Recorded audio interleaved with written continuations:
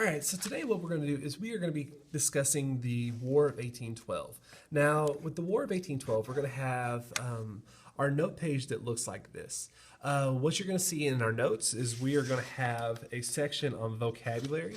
So what I want you to do is just fold your paper in half like this and write down vocabulary, words, and definitions, just vocabulary at the top, and just write down the information below it.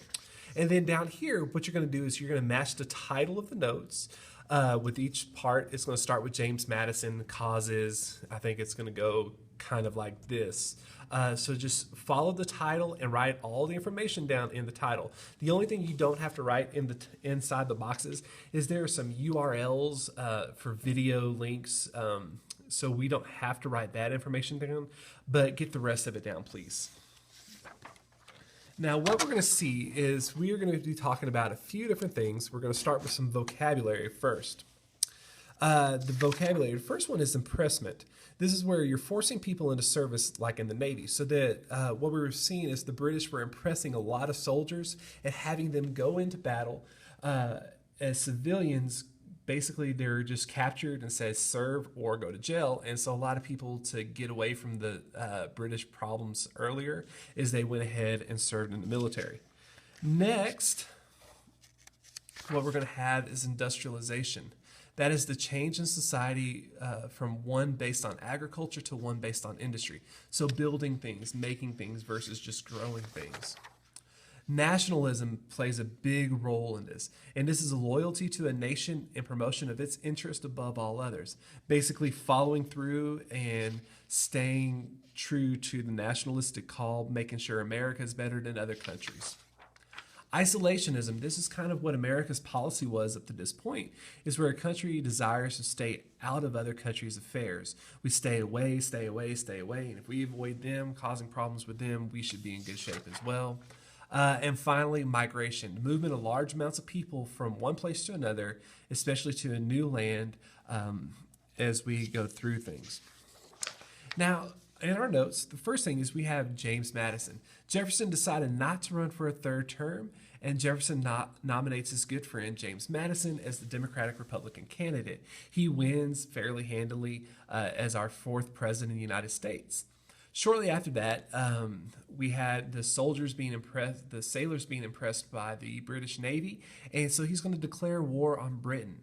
A lot of times we call this the Second War for Independence because it's the second time we fight England to try to win our freedom. Now, causes of this war. Britain and France are going to be at war with each other. Britain's going to begin those impressments on American sailors, and Jefferson is going to create the Embargo Act, which we talked about yesterday.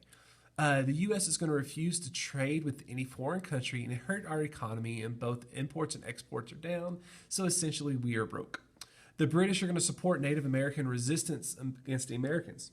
They're going to basically ask for the Native American troops to come in, invade, hurt, kill, whatever they can to try to take over land, which will disrupt our government, which makes it easier for England to possibly come back and take over.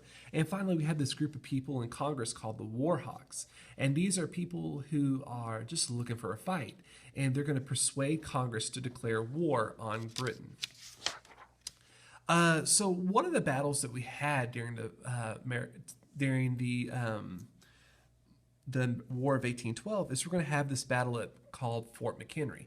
Now, during this time, Francis Scott Key was held and was a little ways away from the battle that was going on, and he had a strong we held strongly against the large British forces at the Battle of Fort McHenry. What he's going to do is he's going to witness the battle. He's going to see the explosions, and he's going to write a poem that describes how he felt, especially after seeing that the American flag was still flying at the end of the battle. And this eventually is going to be named the Star-Spangled Banner, and it's our national anthem that we play today. The next one we have is Dolly Madison. Now, she is the president, James Madison's wife. And what's going to happen is the British are going to actually attack Washington, D.C. They burned down the city, including the White House. So the White House you see today, it has a little bit left over from the first White House, but also is brand new, relatively speaking. And while the British were coming in, she's going to save a portrait of George Washington. This symbolized the American independence and perseverance. So if you can remember that Washington portrait saved by Dolly Madison symbolized American independence and perseverance. Now, the significance of this war is that the war established the United States as a powerful and independent nation. There is no clear winner. We won some battles, lost some battles. England won some battles, lost some battles. Nobody gained or lost any territory. Should say war. And the treaty again ended the war and basically restored a good relationship between the two groups, the Americans and the British. However, information passed by slowly. And while this was going on, we're going to have the Battle of New Orleans. If you just write that down, write this information down right up here, that would be helpful. And in the Battle of New Orleans, the treaty is signed, the war is over, but they're still battling.